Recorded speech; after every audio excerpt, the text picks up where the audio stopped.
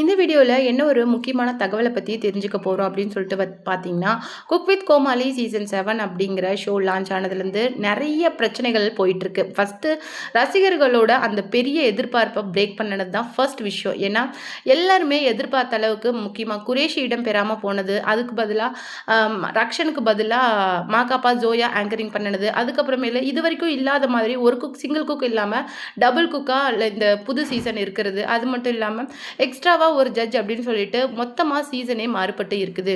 இதுவே ரசிகர்களுக்கு பெரிய டிசப்பாயின்மெண்ட்டாக இருந்தது. ஆரம்பத்திலேயே குரேஷியை டேக் பண்ணி நீங்கள் வரமாட்டிங்களா, தயவுசெய்து செலிப்ரேஷன் ஏதாவது கொண்டாட்டம் அப்படின்னாவது வாங்க ப்ளீஸ் அப்படிங்கிற மாதிரி குரேஷிக்கு ஃபேன்ஸே வந்து பெரிய ரெக்வஸ்ட்டை வச்சுருக்காங்க. அவர் என்ன சொல்லியிருக்காரு அப்படின்னு சொல்லிட்டு பார்த்தீங்கன்னா, நான் சிடபிள்யூசியை மிஸ் பண்ணுறது எனக்கு ரொம்ப கஷ்டமாக இருக்குது. அது மட்டும் இல்லாமல் இப்போ நிறைய வெப் சீரியஸ், அது மட்டும் இல்லை வெள்ளித்திரையில் நிறைய கேரக்டர் ரோல் நான் பண்ணிகிட்ருக்கிறேன். அப்படிங்கிறதுனால மட்டும்தான் என்னால் வந்து இப்போ சிடபிள்யூசிக்கு டேட் கொடுக்க முடியல. எனக்கு சிடபிள்யூசி எந்தளவுக்கு க்ளோஸ் டு ஹார்ட் அப்படின்னு சொல்லிட்டு என்னால் அவ்வளோ இதாக சொல்ல முடியாது. அவ்வளோ எனக்கு பிடிச்ச ஷோ, நான் ரொம்ப விரும்பி ரசித்து பண்ணின ஷோ அப்படின்னு சொல்லிட்டு சிடபிள்யூசி ராஜு கூட நான் ஒவ்வொரு மொமெண்ட்டும் அவ்வளோ என்ஜாய் பண்ணி பண்ணினேன். ஏன்னா அந்த சீசனில் வந்து குரேஷி ராஜு காம்போ அப்படிங்கிறது அவ்வளோ சூப்பர்பாக ஹிட் ஆகிருந்தது. அதனாலேயே சீசன் 6 வந்து செம்ம வைரலாக போச்சு. அந்த வகையில் சீசன் 7 வந்து ரசிகர்கள் மத்தியில் பெரிய அதிருப்தியை ஏற்படுத்திச்சு. காமெடி கவுண்டர்ஸ் வந்து அந்தளவுக்கு ஒர்க் அவுட் ஆகலை, எல்லாம் பார்க்குறதுக்கு ஸ்கிரிப்டட் மாதிரி இருக்குது அப்படின்னு சொல்லிட்டு நிறைய விஷயங்கள் ரொம்ப வைரலாக போயிட்டு இருந்தது.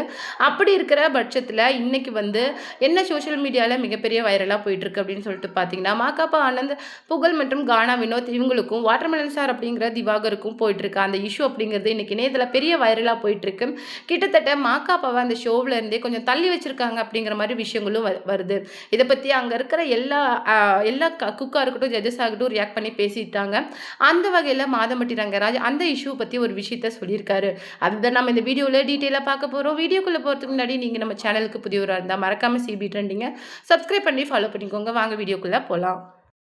மாதம்பட்டி ரங்கராஜோட இஷ்யூவெல்லாம் ஓவர் ஆகி இப்போ வந்து சீசன் 7க்கு வந்திருக்காரு. ஏன்னா ஆல்ரெடி வந்து சீசன் 6 போயிட்டு இருக்கும் போதே கிட்டத்தட்ட லாஸ்ட் ஒரு ஃபியூ மோர் எபிசோட்ஸை அவர் வந்து இக்னோர் பண்ணிவிட்டு அதுலேருந்து போயிட்டார். அப்படிங்கிற பட்சத்தில் சீசன் 7க்கு வந்து மாதம்பட்டி ரங்கராஜ் வந்து என்ட்ரி கொடுத்துக்காரு. அந்த வகையில் இந்த விஷயத்துக்கு ரியாக்ட் பண்ணி அவர் என்ன சொல்லியிருக்காரு அப்படின்னு சொல்லிட்டு பார்த்தீங்கன்னா, சிடபிள்யூசியில் வந்து எப்போவுமே அது ஒரு ஃபன் ஃபில்டு ஷோ அப்படின்னு தான் சொல்லணும். ஏன்னா அங்கே இருக்கிற குக்காக இருக்கட்டும், கண்டஸ்டன்ஸாக இருக்கட்டும், இல்லை கோமாளிஸாக இருக்கட்டும், யாருமே நீங்கள் கோமாளி நீங்கள் குக் அப்படிங்கிற ஒரு ரெஸ்பெக்ட்லாம் இருக்க மாட்டாங்க. ரொம்பவும் ஃபன்னாக ஜாலியாக தான் மூவ் பண்ணுவாங்க.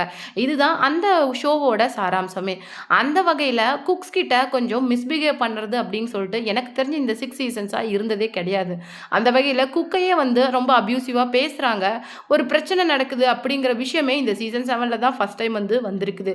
இந்த ஷோக்கு ஒரு பெரிய அது அவமானமாகவும் இருக்குது. அது மட்டும் இல்லாமல் வந்த குக்ஸ் எல்லாருமே வந்து சூப்பர்பாக தங்களுடைய டிஷ்ஷஸை கொடுக்கணும், கோமாளிஸ் கூட சேர்ந்து அவங்க பண்ணுற அந்த ஃபன் என்டர்டைன்மெண்ட்டாக இருக்கணும், அதன் மூலமாக டிஆர்பி இருக்கணும் அப்படிங்கிறது தான் சேனலோட பெரிய கேல்குலேஷனாகவே இருந்தது. ஆனால் அந்த குக்ஸ் வந்து எந்த வகையிலையும், அதாவது அவங்க பேர்ன் அந்த மாதிரி ஹர்ட் ஆக்கிட்டால் கூட சேனல் தரப்புலையும் சரி, ஜட்ஜஸும் சரி அதை ஏற்றுக்க மாட்டாங்க. அவங்களுக்கு உடனே ரெஸ்ட் கொடுத்துருவாங்க.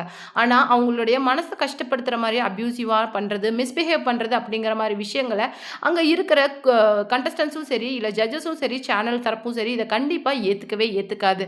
அப்படிங்கிற பட்சத்தில் இன்னைக்கு வாட்டர்மெலன் அப்படின்னு சொல்லப்படுற திவாகர் பேசுகிற விஷயங்கள் எல்லாமே சுத்த போய். ஏன்னா அந்த விஷயம் நடக்கும்போது அங்கே இருக்கிற எல்லாருமே அங்கே தான் இருந்தோம். அந்த இஷ்யூ போயிட்டு இருக்கும்போது எல்லாருமே அவங்கவுங்க ரூமில் இருந்து வெளியில் வந்து அதை பார்த்துக்கிட்டு தான் இருந்தாங்க. ஏன்னா ஆஃப்டர்நூன் லஞ்ச் பிரேக்கு அப்புறம் தான் இந்த இஷ்யூவே பெருசாச்சு. அப்போ எல்லாருமே சேர்ந்து நம்ம அந்த திவாகரை வந்து கண்ட்ரோல் பண்ண தான் ட்ரை பண்ணாங்களே தவிர அவர் சொல்கிற மாதிரி ஹார்ம்ஃபுல்லாக எனக்கு தெரிஞ்சு அங்கே ஒன்றுமே நடக்கலை. ஏன்னா திவாகர் ரொம்பவும் அக்ரெசிவாக பிஹேவ் பண்ண ஆரம்பிச்சிட்டாரு. அவர் வந்து ஒரு டாக்டர் அப்படின்னு சொல்லிட்டு ஆரம்பத்தில் என்கிட்ட சொன்னாங்க. ஆனால் அந்த மாதிரிலாம் இல்லாமல் ஒரு ரவுடி மாதிரி பிஹேவ் பண்ண ஆரம்பிச்சிட்டாரு. புகழாக இருக்கட்டும், இல்லை மாகாப்பாவாக இருக்கட்டும், எல்லாரோட அசிஸ்டண்ட்டும் வந்து அவரை வந்து பிடிச்சி அந்த ப்ராப்ளத்தை சார்ட் அவுட் பண்ண தான் ட்ரை பண்ணினாங்க. ஆனால் அதெல்லாம் மீறி ரொம்ப அக்ரெசிவாக திவாகர் நடந்துக்கிட்டார். அங்கே இருக்கிற பொருட்களை உடைக்கிறது, யாராவது தடுக்க நடுவில் வந்தால் அவங்கள குத்துறது அப்படின்னு சொல்லிட்டு அப்போ வந்து எனக்கு தெரிஞ்சு சுனிதாவுக்கு கூட அடிபட்டு இருந்தது. கையில் வந்து நிறைய வந்து ஸ்க்ராச்சஸ் இருந்தது. அந்த எப்படி சொல்கிறது, நகைக்கீரல்களை நானே பார்த்தேன். அப்படி வந்து ப்ராப்ளத்தில் நிஷாவுக்கும் அடிபட்டுச்சு அப்படிங்கிற மாதிரி சொன்னாங்க. அந்த மாதிரி தான் நடந்தது. ஏன்னா எல்லாருமே சேர்ந்து திவாகரை கண்ட்ரோல் பண்ண தான் ட்ரை பண்ணாங்களே தவிர யாரும் அவளை ஹார்ம்ஃபுல்லாக தாக்கணும் அப்படிங்கிற ஒரு இன்டென்ஷன் யாருக்குள்ளேயும் இல்லை. மேபி வந்து அவருக்கு தான் அந்த இன்டென்ஷன் இருந்திருக்கும் போல. அதுக்கப்புறம் தான் ஒரு பக்கம் புகழ்கிட்டயும் இந்த பக்கம் கானா வினோத்கிட்டயும் அவர் சண்டைக்கு போக ஆரம்பிச்சிட்டாரு. இதை தடுக்க வந்தவர் தான் எனக்கு தெரிஞ்சு மாக்காப்பா. எனக்கு தெரிஞ்சு அப்போ வந்து சம்திங் ஒரு கையில் பேப்பர் வச்சுட்டு இருந்தாரு. அந்த பேப்பரை தான் தூக்கி திவாகர் மேலே அவர் வீசினாரே தவிர வேற எந்த ஹார்ம்ஃபுல் திங்ஸாலேயும் அவரை அட்டாக் பண்ணவே இல்லை. ஆக்சுவலாக அங்கே நடந்த விஷயமே வேற. அதை அப்படியே மாக்காப்பாவை பயன்படுத்தி அப்படியே வந்து மாற்றி சொல்கிறாரு திவாகர் அப்படின்னு தான் எனக்கு தோணுது. கண்டிப்பாக சேனல் வந்து ஏன் இந்த ஃபுட்டேஜை கொடுக்காம இருக்கிறாங்க அப்படின்னு சொல்லிட்டு அந்த ப்ராப்ளம் எனக்கு தெரியல. ஆனால் ஏதாவது அங்கே ப்ராப்ளம் யாராவது இந்த மாதிரி விசாரணைக்கு வரணும்னா கிட்டத்தட்ட அங்கே இருக்கிற எல்லாருமே நாங்கள் அந்த விஷயத்துக்கு கோஆப்ரேட் பண்ணுவோம். ஏன்னா அங்கே நடந்த விஷயங்களாலையும் அங்கே இருக்கிற பொண்ணுங்களும் நிறைய அஃபெக்ட் ஆகிருக்கிறாங்க. அப்படிங்கிற பட்சத்தில் மாக்காப்பாவுக்கு சப்போர்ட்டிவாக எல்லாருமே அங்கே வருவாங்க. ரீசெண்டாக நான் எல்லாருமே பேசின அந்த ஆடியோ கூட கேட்டேன். எனக்கு தெரிஞ்சு திவாகர் மேலே தான் ஃபுல் தப்பும் இருக்குது. அவர் குவைட்டாக இதுலேருந்து நகர்ந்துக்கிறது அவருக்கு தான் ரொம்ப நல்லது. மேபி இந்த மீடியா ஃபீல்டில் அவர் ஷைன் பண்ணணும்னு நினைக்கிறாரு அப்படின்னா மேபி அவர் சைலண்ட்டாக இருக்கிறது ரொம்ப நல்லது. தங்கிட்ட மன்னிப்பு கேட்டால் தான் கம்ப்ளைண்ட்டை வாபஸ் வாங்குவேன் அப்படின்னு சொல்லிட்டு கொஞ்சம் அரகண்ட்டாக பிஹேவ் பண்ண ட்ரை பண்ணார்னா அது வேறு மாதிரி போயிடும். ஏன்னா சேனல் சைடும் சரி இல்லை மற்ற சைடும் சரி ரொம்பவும் ஒரு ஸ்ட்ரிக்ட் ஆக்ஷனை எடுக்க ஆரம்பிச்சிருவாங்க. ஏன்னா ரொம்ப நாள் பொய் அப்படிங்கிறது உள்ளேயே இருக்காது இல்லையா? கண்டிப்பாக உண்மை அப்படிங்கிறது வெளியில் வரும். அப்படிங்கிற பட்சத்தில் கண்டிப்பாக திவாகர் வந்து பெரிய இஷ்யூஸை மீட் பண்ண தயாராக இருக்க தான் வேணும் அப்படிங்கிற மாதிரி விஷயத்தையும் மாதம்பட்டி ரங்கராஜ் வந்து சொல்லியிருக்காரு. இந்த பிரச்சனையை பற்றி மாதம்பட்டி ரங்கராஜ் வாய்ஸ் கொடுத்து பேசியிருக்கிறது அப்படிங்கிறது மிகப்பெரிய விஷயமா பார்க்கப்படுது. அந்த வகையில் இந்த வீடியோ பற்றி நீங்கள் என்ன நினைக்கிறீங்க அப்படிங்கிற உங்களுடைய கருத்துக்களை மறக்காமல் நம்ம கமெண்ட் பாக்ஸில் கொடுத்துருங்க. இது ஒரு புறம் இருக்க அபிஷேகாவோட அந்த ராஜாராணி சுற்றுலா அவங்க பாடின நினைத்தேன் வந்தாய் 100 வயது அப்படிங்கிற பாடல் வந்து ரொம்ப பெரிய ஹிட் ஆயிருக்கு. கிட்டத்தட்ட அவங்க எப்பயும் போல கோல்டன் ஷவர் வாங்கினது மட்டும் கிடையாது, star performer of the week அப்படிங்கிறதையும் வாங்கியிருக்காங்க. ஆனால் அதையே திவினேஷ்க்கும் கொடுத்துருக்காங்க. ஏன்னா திவினேஷ் என்ன பண்ணியிருக்காரு அப்படின்னு சொல்லிட்டு பார்த்தீங்கன்னா அபிஷேகாவோட பெர்ஃபார்மன்ஸில் இன்னும் கொஞ்சம் ஜாஸ்தியாக பண்ணியிருக்காரு.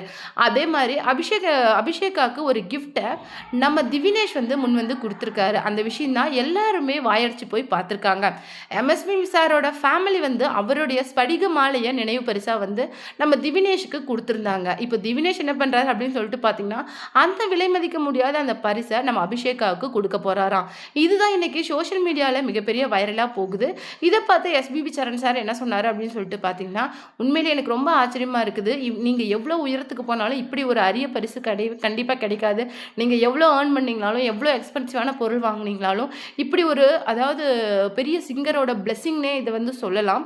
எனக்கு தெரிஞ்ச இந்த ஸ்படிக மாலையை சார் ரொம்ப நாளாக யூஸ் பண்ணிக்கிட்டு இருந்தார். அது வந்து இன்னைக்கு அபிஷேகாவுக்கு கிடைக்க போகுது அப்படின்னு நினைக்கும் போது எங்களுக்கு ரொம்பவும் சந்தோஷமாக இருக்குது அப்படின்னு சொல்லிட்டு எஸ்பி சரண் சார் வந்து ரொம்பவும் பெருமையாக பேசியிருந்தாங்க. அது மட்டும் கிடையாது, அபிஷேகாவுக்கு எம்எஸ்வி சாரோட பிளெஸிங்ஸும் கிடைச்சிருச்சு. கண்டிப்பாக மேபி டைட்டில் வின்னர் ஆகிறதுக்கான ஆப்பர்ச்சுனிட்டி அதிகமாக இருக்குது அப்படிங்கிற மாதிரியும் அபிஷேகா பற்றி சொல்லியிருக்காங்க.